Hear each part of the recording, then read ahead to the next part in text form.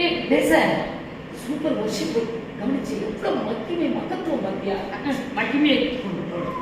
அவங்க எவ்வளோ அழகாக ட்ரெஸ் பண்ணியிருக்கா, எவ்வளோ அழகாக இருந்தா பற்றியா? லிப்டிக்லாம் எப்படி போட்டுட்டு அவள் பாடும்போது அந்த லிப்டிக் எவ்வளோ அழகாக இருந்தது தெரியுமா? மகத்துவத்தை விட்டுட்டு தேவையில்லாத குப்பையை பற்றி பேசிட்டு இருக்கிற அடிப்போடி. சரி மெசேஜாவது கவனிச்சியா? மெசேஜ் எவ்வளவு அழகா எடுத்தாங்க. சிஸ்டர் எடுத்ததை விடு, அவங்க கட்டின சாரி எங்கே வாங்கினாங்க நான் யோசிச்சுட்டு இருக்கிறேன். அவங்க மெசேஜை பற்றி பேசிக்கிட்டேன். அப்ப எதுக்கு தாண்டி நீ சர்ச்சுக்கு வர்ற?